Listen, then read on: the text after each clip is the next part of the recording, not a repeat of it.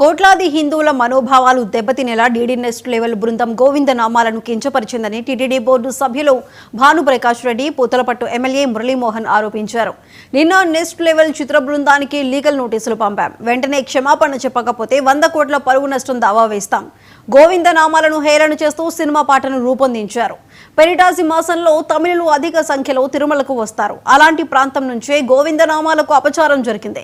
ఈ విషయంలో తమిళ ప్రభుత్వం జోక్యం చేసుకుని చర్యలు తీసుకోవాలని టీటీడీ బోర్డు సభ్యులు భానుప్రకాష్ కోరారు.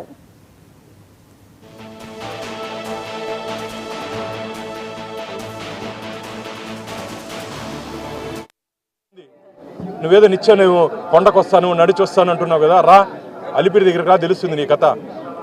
రా అలిపిరి దగ్గర అడుగు పెట్టి తెలుస్తుంది. నువ్వు దానికి క్షమాపణ చెప్పకుండా డిలీట్ చేయకుండా నువ్వు మాకు అలిపిరి దగ్గరికి రా, నీకు గోవింద భక్తుల కథ, వెంకటేశ్వర స్వామి పవర్ ఏమో తెలుస్తుంది. ఇది వాన్ చేస్తున్నా నీకు. నువ్వు వెంటనే క్షమాపణ చెప్పి గోవింద భక్తులకు క్షమాపణ చెప్పి దాన్ని కానీ డిలీట్ చేయకుండా నేను కొండకొస్తాను నేను కూడా నడిచిపోతానంటే ఇప్పుడు రా, తెలుస్తుంది. ఇప్పుడు రా, నేను ఛాలెంజ్ చేస్తున్నా. నువ్వు క్షమాపణ చెప్పకుండా అలిపిరి దగ్గర అడుగు పెట్టు, కాళ్ళు ఇంచేస్తాం. తమాజ్ చేస్తున్నావు ఏమి? ఇది తిరుమల కాబట్టి దీనికన్నా ఎక్కువ నేను మాట్లాడలేకపోతున్నాను. మేము గట్టిగా వాన్ చేస్తున్నాం ఆ బృందానికి అన్నిటికీ. భవిష్యత్తులో ఇలాంటి చర్యలు ఉన్న గోవింద నామాల్లో కానీ మా అన్నమయ్య కీర్తనలు కానీ వెంకటస్వామి కీర్తనలు కానీ ఇట్లా దుర్వినియోగం చేసి అవహేళనగా అసహ్యంగా కానీ చిత్రీకరిస్తే జరగబో పరిణామాలు మాత్రం చాలా తీవ్రంగా ఉంటాయి.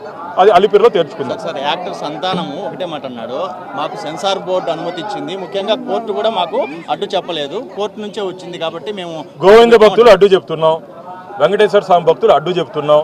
సెన్సార్ బోర్డు నిద్రపోయారని అనుకుంటున్నాను నేను. సెన్సార్ బోర్డు సభ్యులు నిద్రపోయి వాళ్ళ మీద కూడా క్రిమినల్ కేసు పెట్టబోతున్నారు.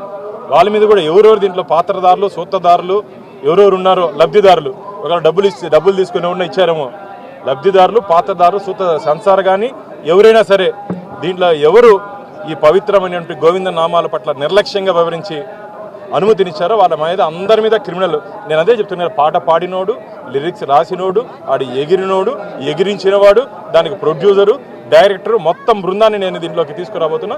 ఖచ్చితంగా నిన్న చెప్పారు వాళ్ళు, మేము కూడా నడిచి వస్తామని. రండి, ఇప్పుడు నడిచి రండి, తెలుస్తుంది. అలిపిరి దగ్గర మీ కథ తెలుస్తాం. మీరు క్షమాపణ చెప్పకుండా వస్తే మాత్రం జరగబో పరిణామాలు చాలా తీవ్రంగా ఉంటుంది. ఇది నేను మళ్ళీ చెప్తున్నా, ఎవరెవరు గోవింద భక్తులు గోవింద నామాల్ని అవహేళన చేశారో వారి మీద మాత్రమే నేను